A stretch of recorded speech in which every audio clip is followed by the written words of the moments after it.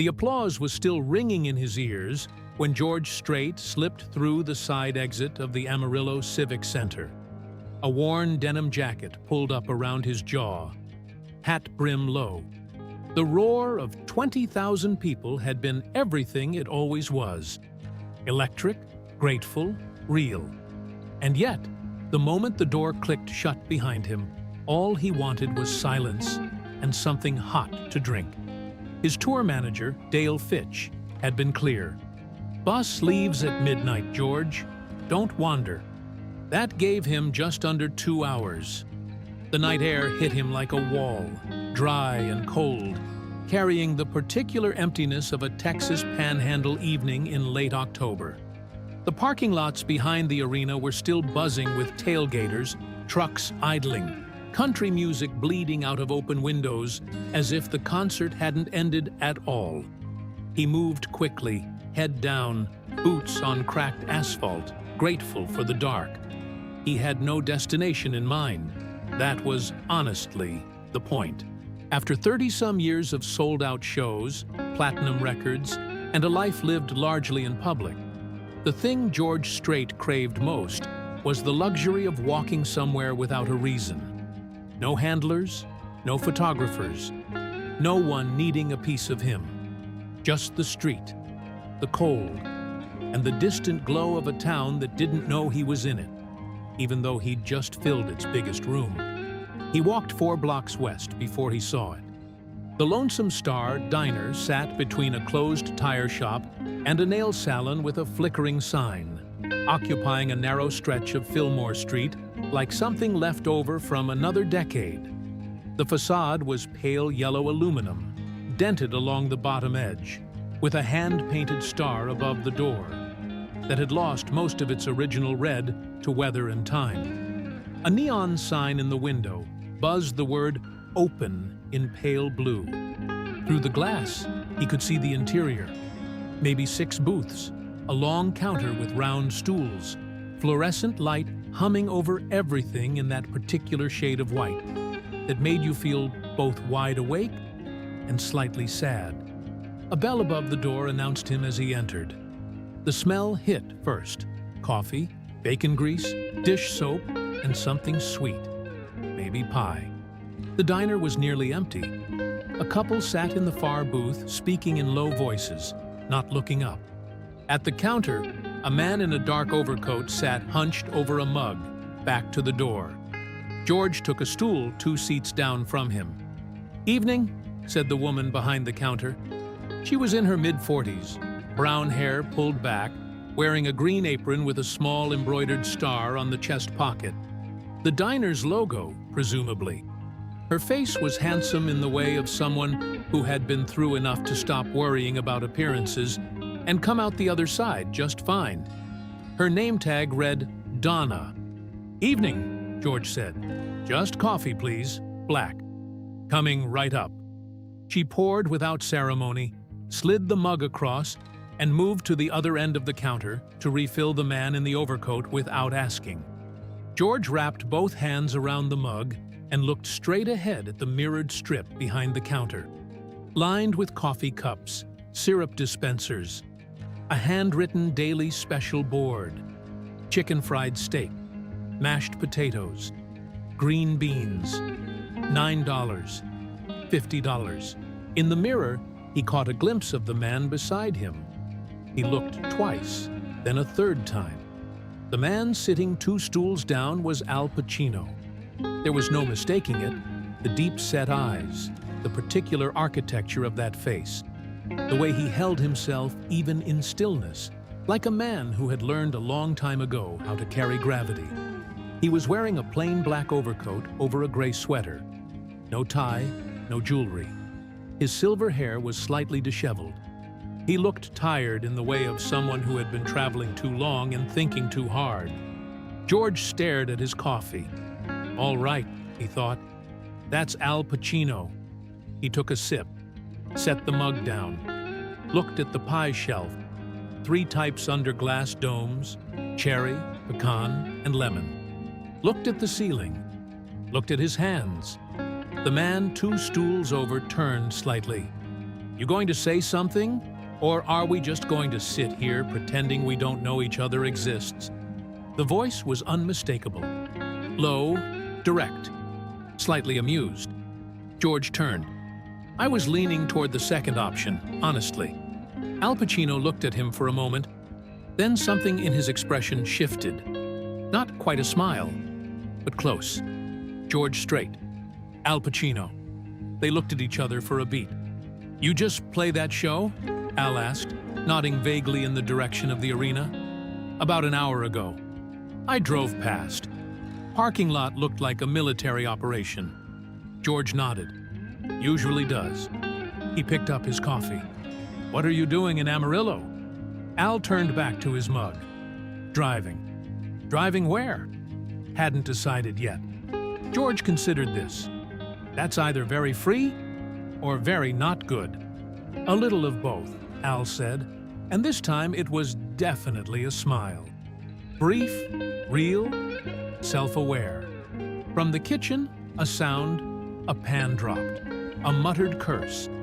Then the quiet return of the diner's ambient hum. Donna came back down the counter, glanced between the two of them with an expression of complete professional neutrality, and refilled both mugs without being asked. You boys want anything else? Pete just pulled a pecan pie out about 20 minutes ago. I'll take a slice, George said. Same, said Al. She cut 2 slices and set them down on small plates, with practiced efficiency. Neither of them had looked at a menu. You from Texas? Al asked. Born and raised. Poteet, originally. South of San Antonio. Al nodded slowly. I've never been to Poteet. Not many people have. Strawberry capital of Texas, if that helps. It doesn't really, but I appreciate the specificity. George laughed, a short, genuine sound. The kind that comes out when you're not expecting to laugh. At the far end of the counter, through the pass-through window, a large man in his late 50s appeared briefly. The cook, presumably. Wide shoulders, gray stubble, a white apron stained with the evening service. He glanced out at the counter with the expression of a man checking on something he'd been keeping half an eye on, then disappeared back into the kitchen without a word. In the back booth, the couple had gone quiet. George noticed the woman looking at her phone, the man staring at the table between them with his jaw tight. Whatever they had been saying to each other before, they had reached the part of the conversation where words ran out. The bell above the door rang again. A young woman came in, mid-20s, dark coat, a backpack on one shoulder, and a rolling carry-on that she bumped against the doorframe on the way in. She had the slightly dazed expression of someone who had been moving for too long and had stopped making deliberate choices about where to go. She looked at the room, at the booths, at the counter, and chose a stool at the far end, away from everyone. Donna was already moving. Hi, honey. Coffee? The young woman looked up. Yes, please. And is it okay if I sit here for a while? I have a bus at 2:15. The station's closed until 1. Stay as long as you like. Donna poured the coffee, slid the cream and sugar without being asked. You eaten? I'm okay. Donna looked at her with the particular expression of someone who knows the difference between I'm okay and I'm okay. I'll bring you something. Don't argue. The young woman didn't argue. George watched this exchange in the mirror. Beside him, Al was eating the pecan pie with the careful attention of someone who hadn't eaten in several hours and was only now allowing themselves to notice. Good pie, Al said. Pete makes it from scratch, Donna said, passing back by. Has for 20 years. Tell him. He knows. He just doesn't like to be told. She said it without looking up, already reaching for the coffee pot again. Al glanced at George. Something in the exchange seemed to amuse him. The texture of it, the ordinariness. Outside, a truck rolled slow down Fillmore Street. Country music from its radio, briefly audible through the diner's thin walls. A Merle Haggard song. Mama tried, fading as it passed. "You know," Al said, "I haven't been somewhere like this in a long time." "Like what?" He gestured vaguely. "Like this. Small. Real." He paused, unaware of me.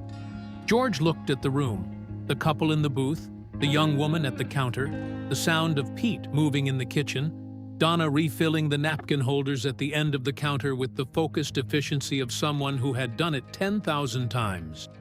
"Yeah," George said, "that's why I walked in." From the kitchen, Donna. Pete's voice, low, unhurried. "Yeah? Ray's here." Donna straightened slightly. Something in her posture changed. Not tension, exactly. More like the particular kind of readiness that comes from knowing a situation well. She glanced at the door. The bell rang.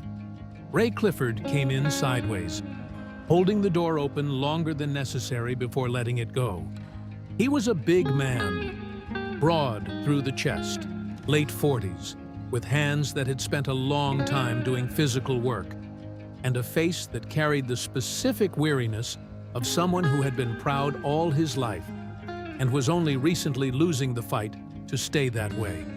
He wore a Carhartt jacket, unzipped, over a flannel shirt, work boots. He moved to a stool at the counter, not near George or Al, but in the middle, and sat heavily. "Hey, Ray," Donna said. Her voice was careful, warm but careful. "Hey." He took off his jacket, folded it over the stool beside him. "Just coffee tonight." "Okay." He stared ahead. His jaw was working the way jaws do when someone is running words through their head that they're not saying out loud. After a moment, he became aware of the two men at the other end of the counter. He glanced over, registered George, registered Al, and his expression went through a quick and readable sequence. Recognition, disbelief, recalibration. He looked back at his coffee. To his credit, he said nothing. He just picked up the mug Donna set in front of him, looked at the daily special board, and seemed to decide that the world had already been strange enough today without adding to it. George appreciated that more than he could say. The diner settled into its nighttime rhythm, the hiss of the coffee machine, the distant clatter from the kitchen, the low murmur of the couple in the booth who had apparently found a few more words after all, the occasional sound of the young woman at the end of the counter shifting in her seat or setting down her cup. "What's the last show you did that really meant something to you?" Al asked. He wasn't looking at George when he said it. He was looking at his plate, at the last bite of pie. George thought about it seriously. 6 years ago. Small venue outside of Corville. Maybe 300 people. No production, just the band. It was a benefit for a family. House fire, lost everything. He paused. Halfway through the chair, I looked out and saw a man in the third row crying. Not sad crying, the other kind. He stopped. "That one stays." Al was quiet for a moment.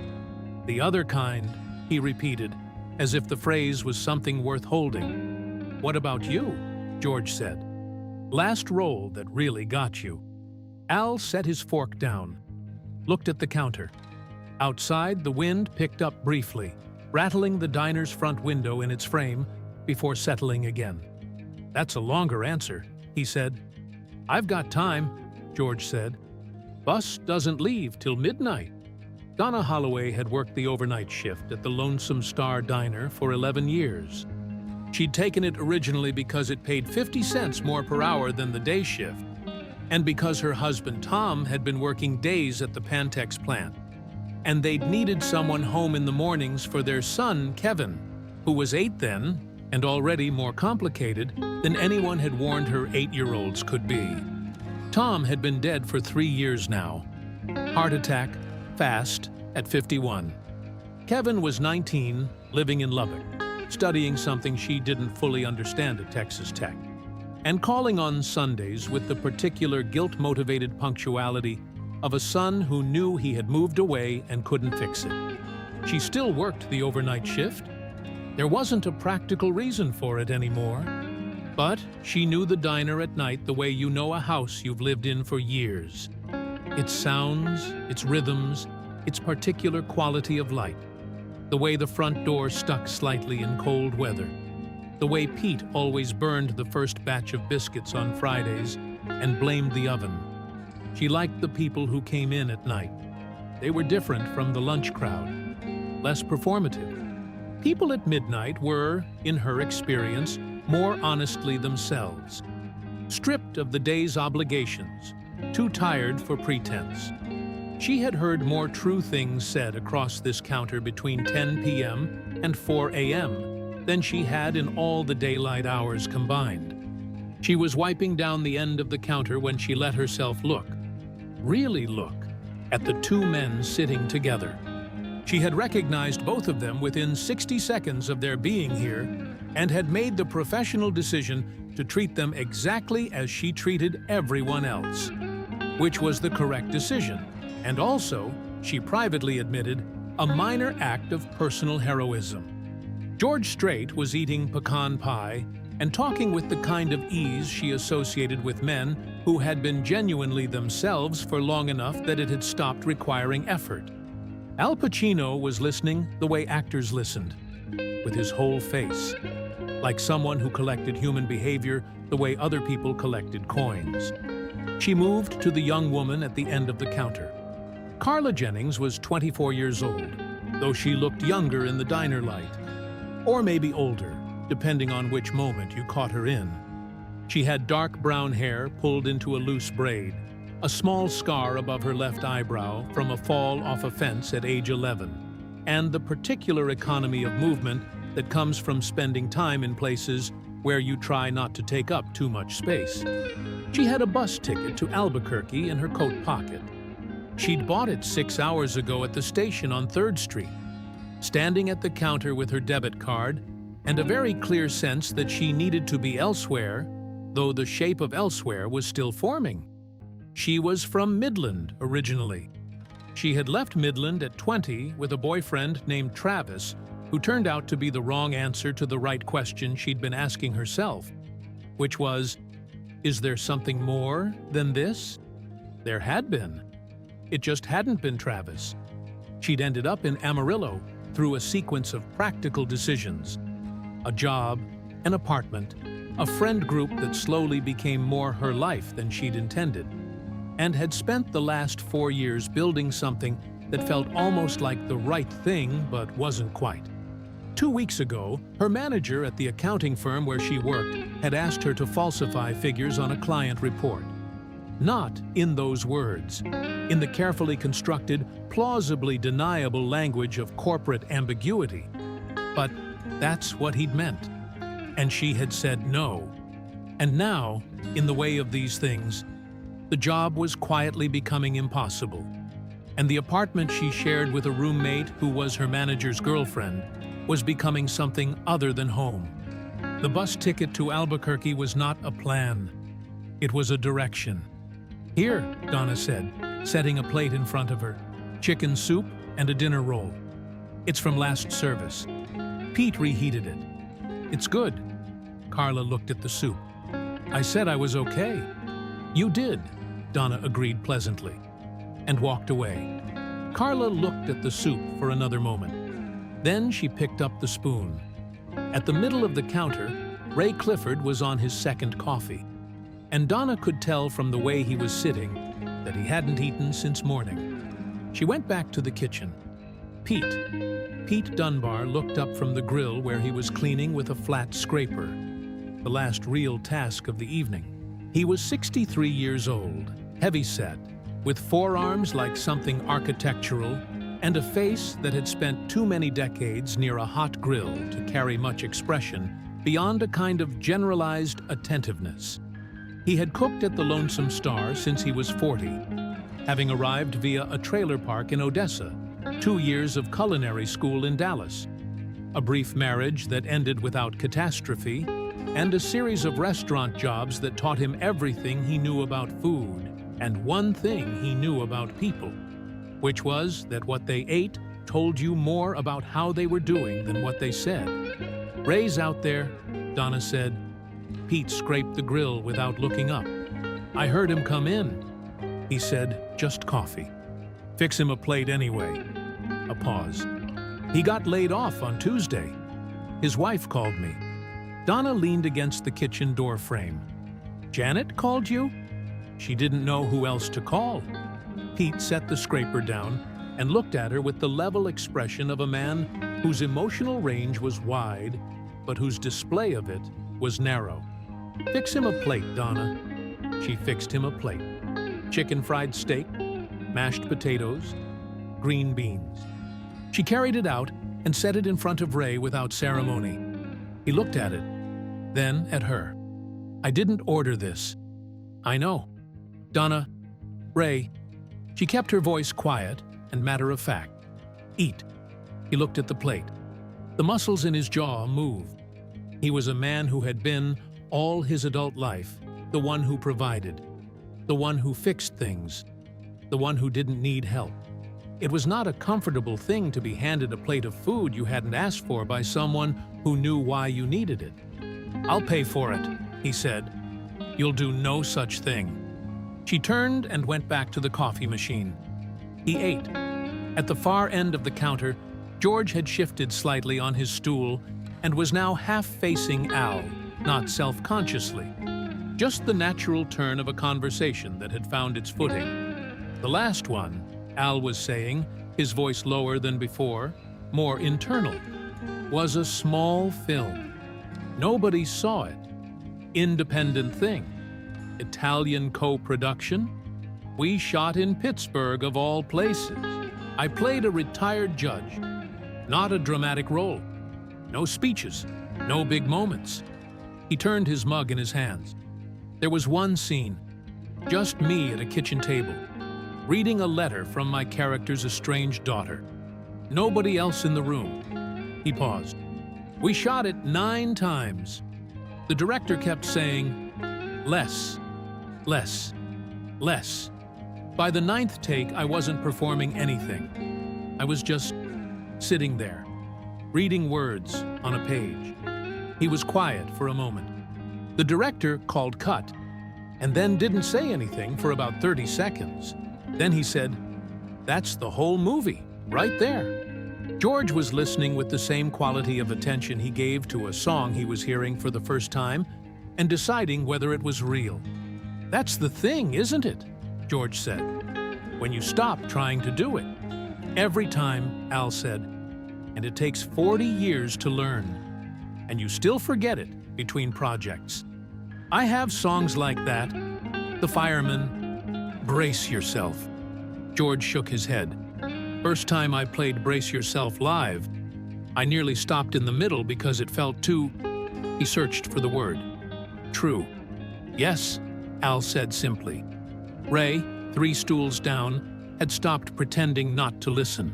He wasn't making it obvious, but Donna noticed from her position refilling the napkin holders that his chewing had slowed, and his eyes had gone to the counter in the particular way of someone who is hearing something that is landing closer to home than expected. She understood. There was something about 2 men talking that honestly, without performance, without the usual defenses men erected around conversations that touched real things, that had a way of loosening the air in a room. The couple in the back booth had separated slightly. The woman against the wall, arms crossed, and the man leaning forward, elbows on table, speaking again. Low and urgent. She couldn't hear the words, but the posture was clear. This was the part of the fight where one of them was trying. Carla, at her end of the counter, had finished half the soup and was looking at nothing in particular with the expression of someone doing math in their head. Not numbers, but the other kind. Futures. Trade-offs. Costs. Donna moved down to her. You okay? Carla looked up. Yeah. A pause. Sorry. I know I keep saying that. It's a useful word. Donna leaned against the counter. The diner was quiet enough now to have a conversation without raising voices. "Where are you headed?" "Albuquerque." "You know people there?" Carla thought about it. "One person, my college roommate. She said I could crash on her couch until I figured things out. That's something." "It's something," Carla agreed, without a lot of conviction. Donna studied her for a moment. She'd seen this before. The particular combination of courage and terror that came with leaving. It looked like exhaustion from the outside. "What are you leaving?" she asked, without making it a big question. Carla glanced at her. "Job situation. Complicated. Those are usually not just about the job." Carla smiled despite herself. A small, reluctant thing. "No," she said. "They're not." From the kitchen came the sound of Pete moving, the flat bang of an oven door, the rush of water in the sink, cleaning up for the night. Through the pass-through, he glanced out at the room with the unhurried thoroughness of a man doing a quiet inventory of the state of things. He took in Ray eating, the girl at the end of the counter, the two men in conversation. His expression didn't change, but something in him settled. He went back to the dishes. The front doorbell rang again. A pair of teenagers in large jackets who came in looking for milkshakes and left disappointed when Donna explained the machine was down for cleaning. And for a moment, the diner's contained atmosphere dispersed slightly, the way it does when something external intrudes. And then they left, and the door swung shut, and the quiet returned. "You ever think about stopping?" Al asked. He said it with no particular agenda, the way the question had apparently just arrived. George looked at his coffee. "Stopping what, specifically?" "Touring. The whole machine of it." George was quiet for a moment. "My wife asks me that." He paused. "Norma, what do you tell her?" "That I'll know when I know." A beat, which is not really an answer. "No," Al agreed. "It's not. What would I do?" George said. And it wasn't rhetorical. It was an actual question he was asking himself, in the presence of someone he had just met and would perhaps never see again, which was possibly the only condition under which a man like him would ask it out loud. Al considered it seriously. "You'd find out who you are without it," he said, "which is terrifying. And also, possibly the most interesting thing that could happen to you." George looked at him. "Have you done that?" A long pause. "I'm in the middle of it," Al said. "That's what the drive is." Outside, the wind had picked up again. Fillmore Street was empty now, a stoplight at the corner changing green to yellow to red for no one. The cycle continuing with the patient indifference of infrastructure. Ray pushed his empty plate forward and sat back with his coffee, looking at nothing. Then, after a moment, he spoke. Not loudly, not directed at anyone in particular, as if he were speaking to the counter. "I worked at that plant for 19 years, he said. Nobody responded immediately, but nobody pretended not to hear him. 19 years, he said again. Come in early, never missed a shift. Covered for guys when they needed it. A pause. Tuesday, they walked me into an office and gave me a folder with some papers and said the line was being restructured. He said the last word the way people say words that were handed to them instead of grown. The diner was quiet. I sat in my truck in the parking lot for 2 hours before I drove home, he said. I didn't know what to say to Janet. George turned slightly on his stool. He didn't say anything, but the turn was enough. Acknowledgement. Presence. What did you say? Donna asked, from her position at the coffee machine. Ray was quiet for a moment. Nothing. I came home. She was making dinner. I sat down, and she looked at me and she already knew. I don't know how. He shook his head. She put her hand on my arm and she said, "We'll figure it out." And He stopped. I couldn't even look at her. The words sat in the air. Because she wasn't supposed to be the one saying that, Carla said from her end of the counter, quietly. Ray looked up. He and Carla looked at each other across the length of the counter. Two strangers who had just found a piece of common ground without meaning to. Yeah, Ray said. That's exactly right. The pecan pie was gone. Al Pacino had, at some point in the last 20 minutes, allowed Donna to refill his coffee for the third time without acknowledging it, which she took as a compliment. George had moved his stool slightly, unconsciously, the way you do when a conversation has taken on enough weight that you want to be properly oriented to it, and was now sitting at a quarter turn toward Al, forearms on the counter. "Can I ask you something?" George said. "You're going to anyway. When you walk down a street, like tonight, walking to wherever you were going before you ended up here, what's that like? The recognition thing?" Al looked at the question for a moment, testing its edges. "Depends on the city. New York? Mostly people leave you alone. They've seen everything. You're not worth stopping for. LA, it's more deliberate. People approach with an agenda. They want something from the encounter. A photo, a story to tell." He paused. "Smaller places like this," he glanced around. "It's different. It's usually genuine, which is almost harder in a way."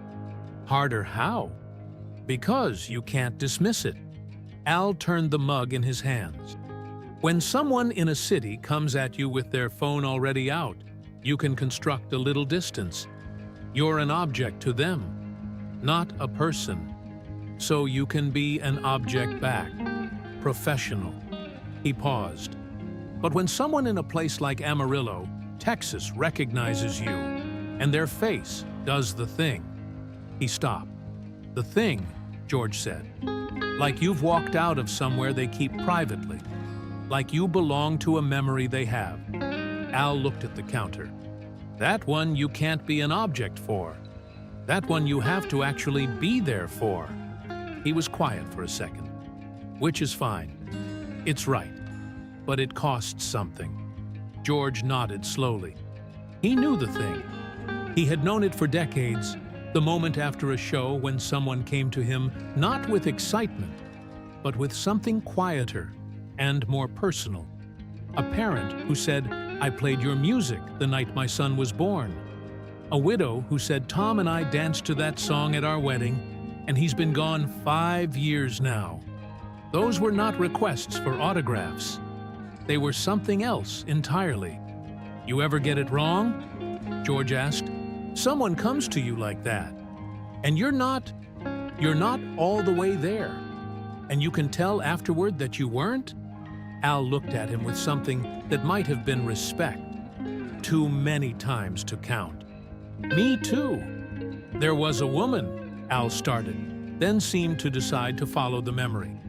"Stage door, some Broadway show, maybe 2009, 2010. She was waiting. Middle-aged woman, very ordinary, holding a playbill like it was something fragile. I could tell from 20 feet away that she had something real to say, not just a signature." He paused. I had just had a bad night, technically. I had been thinking about something else. I signed her playbill, I said the right words, I probably smiled." He stopped. "But I wasn't there. And she knew. I could see it happen. Her face just went slightly formal, like a door closing politely." He set his mug down. "I still think about her." George was quiet. "You can't get them all," Al continued, "but the ones you miss don't really leave you." At the middle of the counter, Ray had been listening without appearing to. His coffee cup was empty now. He turned it slowly in his hands, a habitual motion. Something to do with his hands while his mind was elsewhere. "That's something," he said, more to himself than to anyone. Then, looking up, "I don't mean any disrespect, but it's a strange thing. To have that much impact on people you'll never know." Al looked at him. "Where'd you work?" Ray blinked, slightly caught off guard by the directness. Pantex plant. Bomb assembly facility. He said it straight. No embellishment. 19 years. Al nodded. What did you do there? Maintenance and mechanical systems. Kept the equipment running. He paused. You don't really think about impact doing that kind of work. You think about doing the job right. That's a kind of impact, Al said. Ray looked at him with something between skepticism and wanting to believe it. Not the kind that gets you anywhere. Getting you anywhere is overrated, Al said. And the way he said it was not consolation. It was something he had actually concluded, arrived at through specific and costly experience. I spent 20 years trying to get somewhere. The work I'm proudest of was the work where I forgot about that entirely. Ray considered this. His expression was not converted. He was too practical a man for that. But something in it shifted, opened slightly. Donna had been doing quiet work at the end of the counter, not visibly listening, but her movements had slowed in the way they do when someone is paying attention with their whole body while pretending to do something else. Her husband, Tom, had been like Ray, a man who measured himself by work, by provision, by the ability to fix things. When he got sick, not the heart attack at the end, but the slower, quieter problems that preceded it, she had watched him shrink in a way that had nothing to do with his body. It was the loss of the role, the sense of being subtracted from. She had never found the right words for it while he was alive. She had tried. He had been polite about her trying. She folded a dish towel, set it down, picked it up again. At the far booth, the couple had gone quiet again. But it was a different quiet now. The man had reached across the table and his hand was resting near the woman's, not quite touching, waiting. After a moment, she moved her hand a few inches, still not touching, but closer. Carla, at the end of the counter, had been watching them with the particular attentiveness of someone who is tracking something they recognize. Do you know them? Donna asked quietly, pausing near her. No. Carla glanced at her. She stopped. I used to be good at that. Reaching. She looked at her coffee cup. I stopped at some point. I'm not sure when. Donna said nothing for a moment. Then, what stopped you? Carla thought about it. I think someone reached back wrong one too many times. And after a while, you start doing the math. She paused. Like, the potential cost starts to feel higher than the potential. She stopped herself. Sorry. That's a strange thing to say to a stranger at midnight. Not in this diner, Donna said simply. Carla looked at her. Something in Donna's face. The complete absence of judgment. The quality of someone who has heard enough true things in the small hours to have stopped being surprised by them, made the next words come more easily. My boss, Carla said. He asked me to lie, in a report, cover something up for a client. She said it quietly, looking at her hands. I said no, and since then, every day at that office has been a small, specific punishment for that. She looked up. And I know I did the right thing. I know that. But knowing you did the right thing while you're watching it cost you everything is lonelier than doing the wrong thing would have been, Donna said. Carla stared at her. Because if you'd gone along with it, Donna continued, keeping her voice level, you'd at least have had company in the wrongness. A long pause. Yes, Carla said. That's exactly it. I know the feeling. Donna picked up the dish towel again. Different situation, but I know it. She didn't elaborate. She didn't need to. The acknowledgement was the thing. The simple act of one person telling another that they had been in that same particular cold place and had come through it. From the kitchen, Pete emerged properly for the first time all evening. A fresh apron on, coffee mug in hand, moving to the end of the counter where there was a small section without stools, where he stood sometimes when the kitchen work was done. He surveyed the room with the unhurried thoroughness of a man who had been tending this space long enough to feel it as an extension of himself. He glanced at George and Al, back at his mug. "Pete," George called, friendly, not presumptuous. "Good pie." Pete looked at him. "Thanks."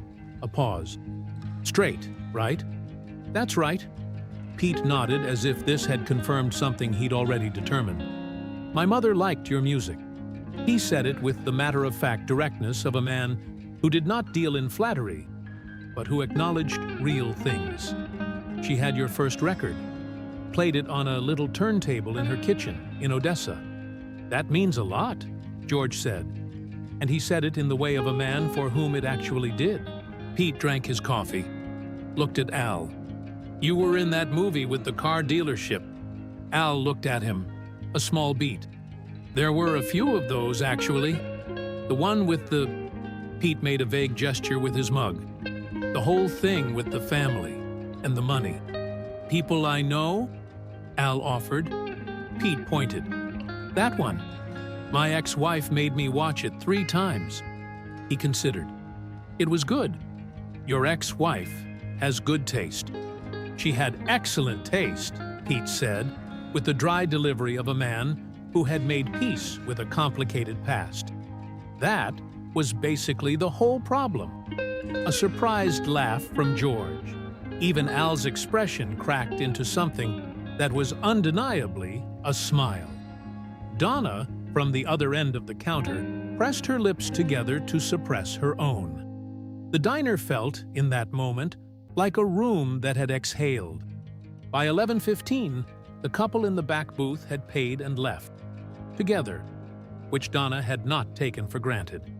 She had watched them go with the quiet hope of someone who has seen enough of these late-night conversations to know that they don't all resolve, but this one had the texture of something that might. The diner was down to its counter contingent.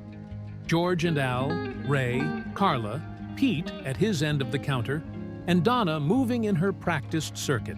Coffee, wipe down, refill, check. The conversation had gone diffuse in the way of late-night talk. No longer a single thread, but several, crossing and doubling back. Ray had moved one stool closer to the others without appearing to notice he'd done it. He was on his 3rd coffee and had eaten a piece of pie that Donna had set in front of him, and which he had, this time, not protested. "What do you do with it?" he was asking Al, and it took a moment to reconstruct the context. They had been talking about public failure, about the films that didn't work, the projects that collapsed. "With the bad ones?" Al said. "Yeah." Al thought about it. "At first, you justify. You tell yourself all the reasons it wasn't your fault. The script, the studio, the director, and some of that's true." He paused. "Then, later, if you're being honest, you go back and you see exactly where you went wrong, and you carry it. There's no avoiding that." He turned the mug in his hands. "The trick is carrying it without letting it become the story you tell yourself about who you are." Ray nodded. Slowly. "The story you tell yourself," he repeated. His voice was quiet. "I've been telling myself I'm a man who takes care of his family. That's the whole story, really. My whole adult life." He looked at the counter. "And now the main thing that meant is gone, and I don't know what the story is." Nobody filled the silence immediately. It was the kind of statement that deserved its own space. "The story doesn't have to be one thing the whole time," George said, eventually.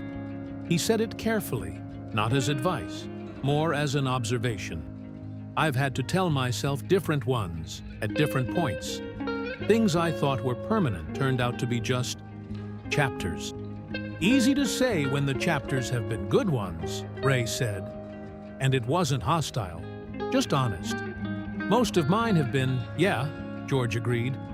"I know that. I'm not trying to make it equal." He paused. "I'm just saying the story can change." I've watched it happen to people." He thought of someone, didn't say who, and the thought moved across his face briefly before he put it back. Ray looked at him for a moment. Then he looked away, but the look said, "I hear you," even if the rest of him wasn't ready to receive it yet. Carla had been quiet for a few minutes, turning her phone over and over in her hands without looking at it. Then she set it face down and said, "Can I ask something?" "To anyone." "Sure," Donna said. "When you've decided to do something, a big thing, a change, and you don't know if it's courage or just running, how do you tell the difference?" The question sat in the room. It was a real question, not rhetorical, and it was directed at everyone and no one, which was perhaps the only way to ask the ones that matter most. Pete, at his end of the counter, looked at the question for a moment. He set his mug down. "You don't, usually," he said. "Not at the time." "That's terrifying," Carla said. "Yeah," Pete agreed, without softening it. "I've run from things," Al said. "I've also run toward things, and it looked the same from the outside, probably felt the same at the start." He paused. "The difference shows up in what you do when you get to wherever you're going, whether you stop running or find a new thing to run from." Carla nodded slowly. "What's in Albuquerque?" Ray asked. He said it with the directness of a man who had spent his life among people who said what they meant. "A friend. A couch. Some time." She paused. "No specific plan past that."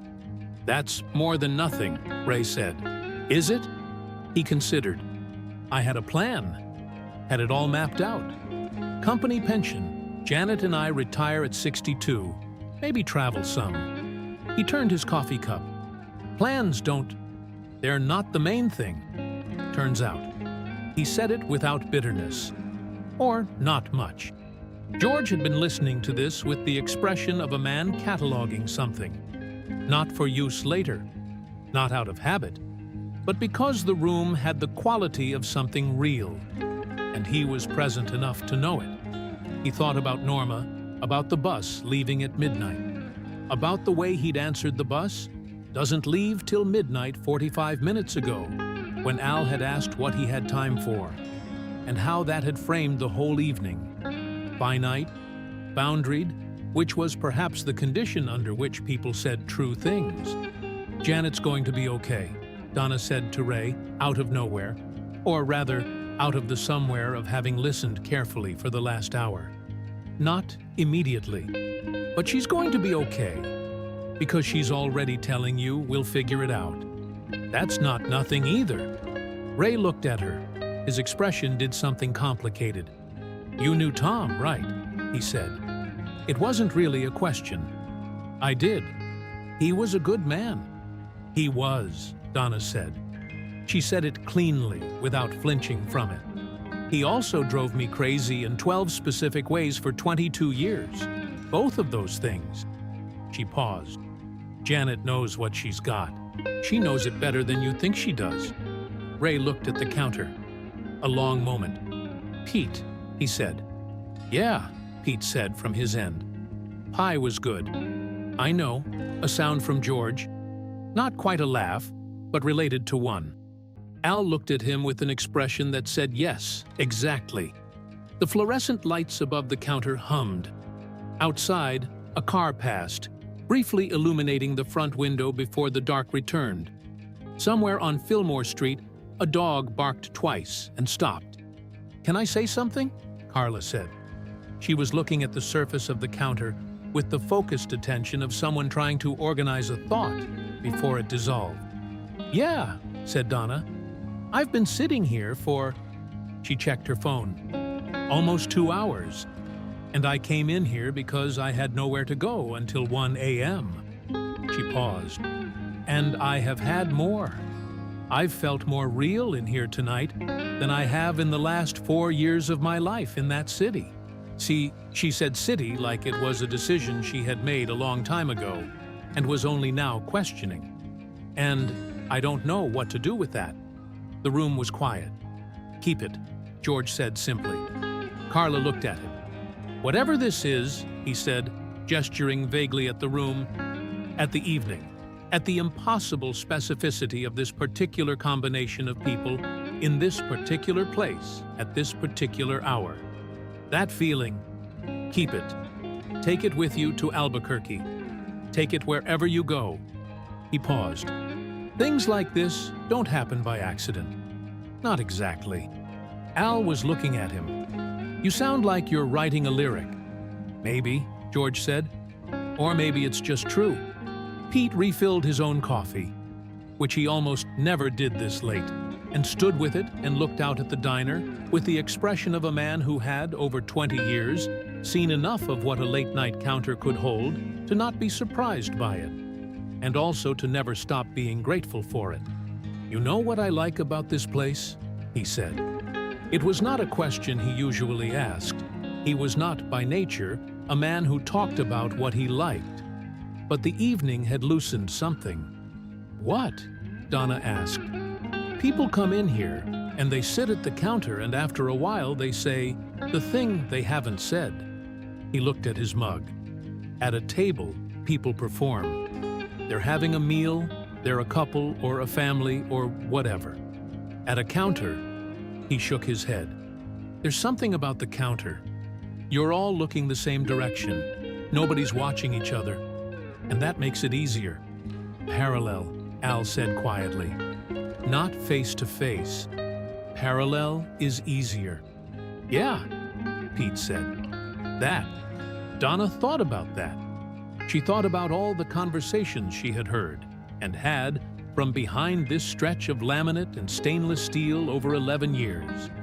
The couple who had come in every Sunday morning for years until one Sunday, there was just the one of them, and she had poured his coffee without asking, and neither of them said anything. The young man who had sat at the end stool and asked her, almost as a throwaway, "Do you think it gets easier?" And she had said yes, because it did, even if she wasn't sure what it was. The woman who had sat for 3 hours writing something in a notebook and had left a $20 tip on a $4 coffee. The counter held things. I should call Janet, Ray said. He was looking at his phone, which was face up on the counter. He hadn't picked it up. Probably, Donna said. It's almost midnight. She's not sleeping. He knew that. He picked up the phone, looked at it, set it back down. I don't know what to say. You don't have to say anything, Donna said. You can just say, I'm coming home soon. That's enough tonight. Ray looked at her. His face had changed over the course of the evening. It was still the face of a man carrying something heavy, but it was carrying it differently now, more squarely, less as something shameful. He picked up the phone and walked toward the door, the instinct of a man who had private things to say in a private way. He pushed out into the cold, and through the window, Donna could see him standing on the sidewalk, phone to his ear, back to the glass. The clock above the pie shelf said 11:51. George's phone had buzzed 3 times in the last 10 minutes. He was ignoring it with the focused discipline of a man who knew exactly who was buzzing and what they needed, and had decided to give himself 9 more minutes. Your people? Al said. Dale, my tour manager. George looked at the phone. He's very good at his job.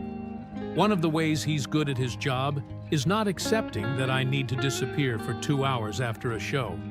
Does he know where you are? Somewhere in that direction, George said, gesturing. He won't actually worry until 12:15. You've trained him 20 years. Al almost smiled. I had a woman like that. My assistant for 15 years, Carol Messing. She could track me by, I don't know, some kind of frequency. I'd be somewhere I wasn't supposed to be, and she'd call before I'd been there 20 minutes. Where is she now? Retired, lives in Scottsdale, sends me a card on my birthday. Very old-fashioned. He paused. I should call her more. You should, George said. I know. Ray came back in from the cold, putting his phone in his jacket pocket. His face was different. Not resolved, not fixed, but settled in some way, like a picture that had been slightly crooked and had been straightened. He sat back down. Donna was already moving to refill his coffee. He put his hand over the top of the mug, declining, and she stopped. "I'm gonna head out in a few minutes," he said, to the counter. To everyone and no one, which was still, somehow, the right register. "Okay," Donna said. She was awake, he said. A pause. She'd made tea. No one said anything, because nothing needed to be said. The image was complete. Carla, at her end of the counter, was repacking her backpack with the methodical care of someone who has repacked it many times and knows exactly how it goes. She had checked the bus station hours on her phone twice in the last 5 minutes. "It opens at 1?" Donna asked. 1 a.m., yeah. "I'll walk with you," Pete said. Carla looked up. "It's 3 blocks, he said, with the gruff matter-of-factness of someone making an ordinary practical offer. "It's late. I'll walk with you." Carla looked at him for a moment. This large, quiet man in the stained apron who had barely said 20 words all evening. And something in her face went soft, in a way it had not done for much of the night. "Okay," she said. "Thank you." Pete nodded and went back to the kitchen to take off his apron. George's phone buzzed again. He picked it up this time, read the message, typed something brief, set it down. 5 minutes, he said, mostly to himself. "The machine calls," Al said. "The machine calls." George picked up his coffee and drank the last of it. Looked around the diner, the booths, the pie shelf, the daily specials board, the humming lights. "You know," he said, "I've been in 1,000 of these places. Every tour, every drive. You start to think they're interchangeable." "They're not," Al said. "No." A silence that was not uncomfortable. "Where are you going to drive tomorrow?" George asked. Al considered. "South, I think. Maybe toward the hill country. I've never been." "You should go to Fredericksburg. Nice town. Good food." "Is that near Poteet?" "Few hours west." George paused. "Not the strawberry capital of anywhere, but it's good.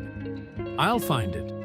Donna had come to the end of the counter nearest them and was not pretending to do other things anymore.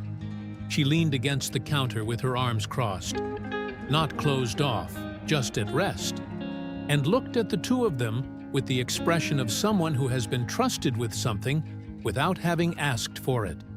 "You two going to come back and see us?" she said. She said it with a lightness that made it clear she was not holding them to anything. "I play Amarillo every few years," George said. "I'll remember that." She looked at Al. "I'll be passing through," he said. "I don't plan further than that." "That'll do." She straightened. "I'll get your checks." "My check covers Ray's," Al said. Donna paused, looked at him. "And the girls," he added, glancing toward the end of the counter where Carla was zipping her backpack. "Al!" George started. "Don't," Al said simply. Not impolitely. Just finally. Donna looked at him for a moment, then wrote something on a ticket, folded it, and set it in front of him without ceremony. He put a card on top of it without looking at the amount. Ray was standing, putting on his jacket. He looked down the counter at George and Al with the expression of a man who is trying to decide if there is something appropriate to say, and is concluding that there isn't exactly, but that something should be acknowledged. "Good night," he said. "Good night, Ray," George said. Ray looked at Al. A brief, mutual acknowledgement, the kind that happens between people who have said something real in each other's presence and are now returning to the world that doesn't know about it. He pushed out the door into the cold. Through the window, they watched him walk to a truck parked at the curb, a late-model Chevy, practical, slightly rusted at the wheel wells, and get in. The truck sat for a moment. Then the lights came on, and it pulled out and turned east, and was gone.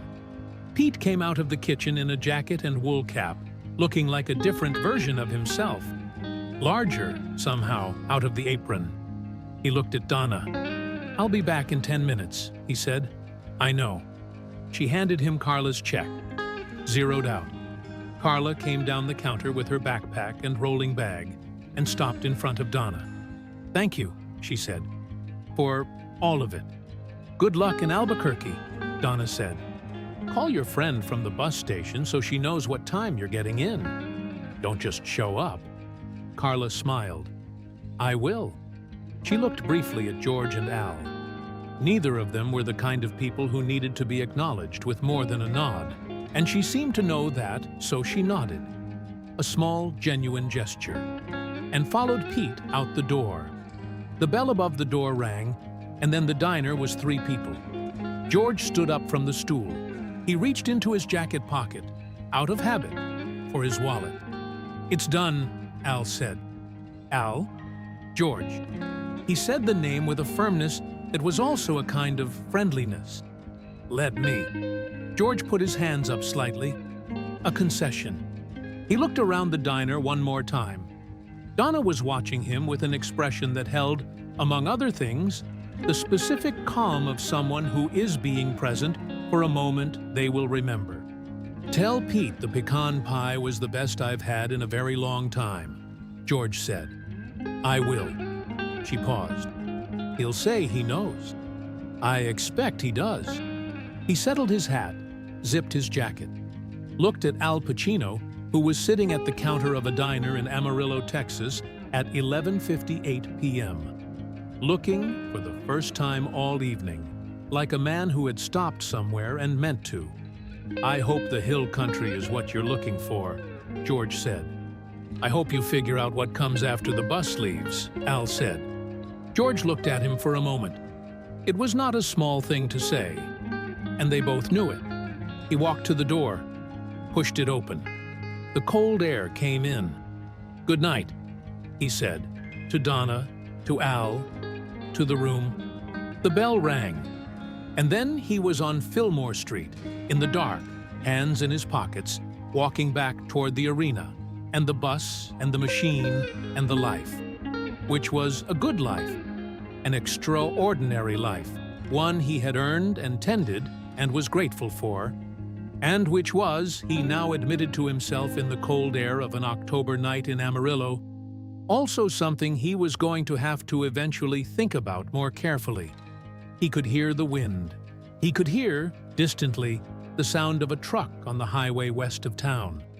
He could hear, fainter still, the ghost of a Merle Haggard song from earlier in the evening playing in his memory. He walked. Inside the Lonesome Star, Al Pacino sat at the counter. Donna had begun the end-of-night cleanup, the methodical work of someone who has done it 10,000 times. Counters wiped, chairs turned, pots cleaned. She moved around him without displacing him, the way water moves around something solid. "You don't have to go?" she asked, not pressingly. "Not yet." She nodded and kept moving. He sat at the counter with his coffee, looking ahead at the mirror, at the coffee cups lined up, the syrup dispensers, the handwritten specials board, at his own reflection, which he regarded with the same neutral, slightly tired interest he might give a stranger on a train. "Donna," he said. "Yeah. How long have you been working this shift?" She thought about it. 11 years. "Is it—" He paused. "Does it give you what you need?" She stopped wiping, looked at the question, genuinely looked at it, the way she would a real question, not a polite one. "Different things, different years," she said finally. "Right now." She looked around the diner, at the booths, the counter, the star above the door, the pie shelf. "Yeah, it does." A pause. "Tom would have told me to find something with better hours." He wasn't wrong. She went back to wiping. "But this is mine. It's—" She stopped, unable or unwilling to finish the sentence, and the unfinished sentence sat there comfortably. the way some things do when they're true enough not to need completing. Al looked at her for a moment. Then he looked back at the mirror. From 3 blocks away, the faint sound of a bus pulling out of a station. The hiss of air brakes, the low diesel rumble, the sound of something departing. Carla Jennings, Al thought, without knowing why it mattered that he thought it. Just her name, and the direction she was going, and the hope, small but real, that Albuquerque would be the beginning of something rather than another place to leave. The wind pushed briefly against the diner's front window. The fluorescent light hummed. The coffee was good. He sat there, in the quiet of the Lonesome Star, in a town that had not asked anything of him tonight except to be present, and was surprised to find that he had been, fully without performance, without the careful architecture of image that usually accompanied his existence in the world. Just a man at a counter, in a diner, in the middle of nowhere and everywhere, at the end of a night that had not been planned. He thought about the drive tomorrow, south, toward the hill country, Fredericksburg. George had said it with the casual authority of a man who knows a place, and Al had filed it away with the quiet intentionality of someone who had decided to trust the recommendation. He thought about Carol Messing in Scottsdale, who sent birthday cards, old-fashioned. He would call her. Not tomorrow. Tomorrow was for driving. But soon. He thought about the film nobody had seen. The kitchen table. The letter. The director's 30 seconds of silence before that's the whole movie. Right there. He had not thought about that film in 2 years, and now it felt close again. Not like a wound, but like something he had set down somewhere and had just now picked back up to find it lighter than he remembered. "Last call," Donna said, and then, catching the phrase, she laughed quietly to herself. Al looked at her. "Just the name of this place," she said. "Lonesome Star. Last call." She shook her head. "Tom used to say this diner was the most honestly named business in the Panhandle." He was right, Al said. She poured the last of the coffee into his mug. Not asking, just doing it, and set the pot in the sink. Then she leaned on the counter across from him, arms folded, with the ease of a woman who had earned the right to stand still for a moment at the end of a long night. "You going to be all right?" she asked. She said it the way Pete made pie, or the way she had set soup in front of Carla. Not intrusively, not with great ceremony, but with the directness of someone who had decided that the question needed to exist in the room. Al looked at his coffee, at the question. "Yeah," he said.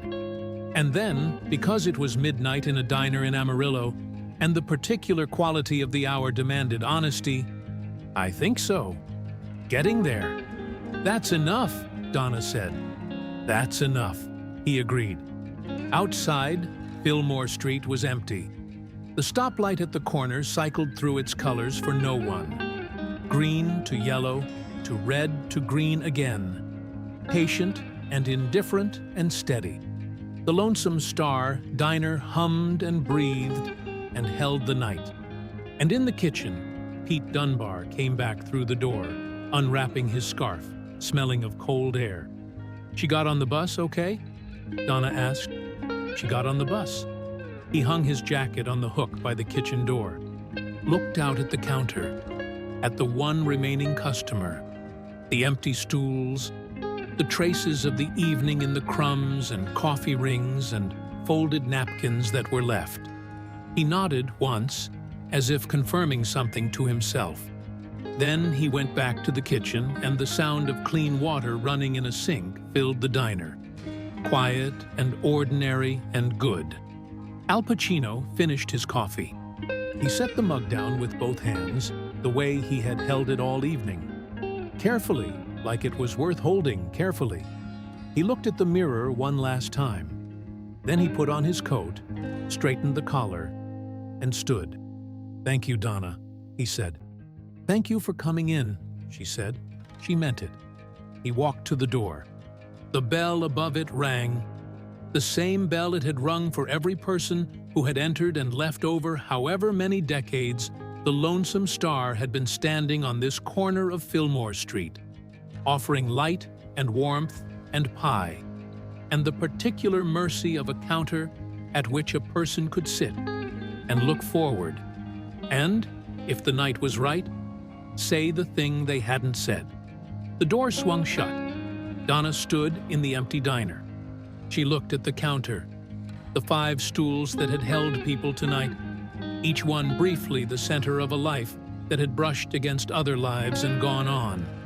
She looked at the pie shelf, 1 slice of pecan left and half a cherry.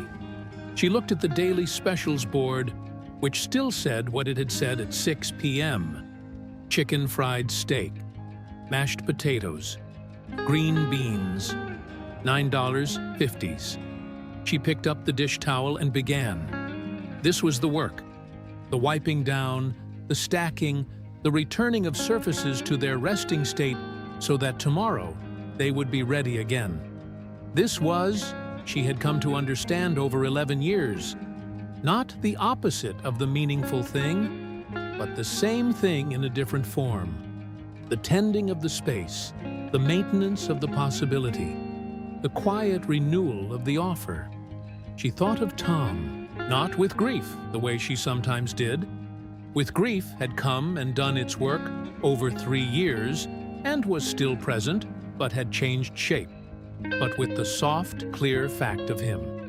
His particular way of sitting at this counter on his days off, mug in both hands, reading the paper.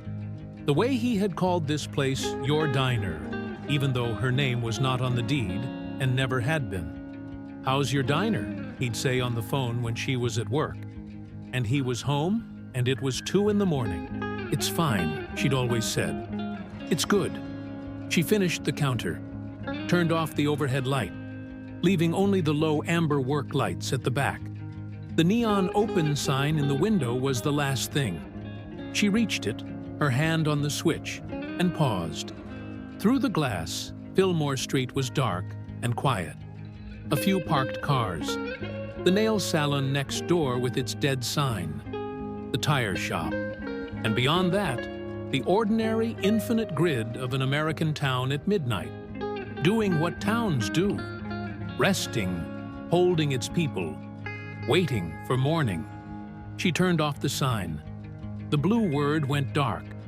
She stood there for a moment in the window, looking out, and she was just a woman in a green apron in the middle of Texas at midnight, which was not nothing, which was, in fact, everything.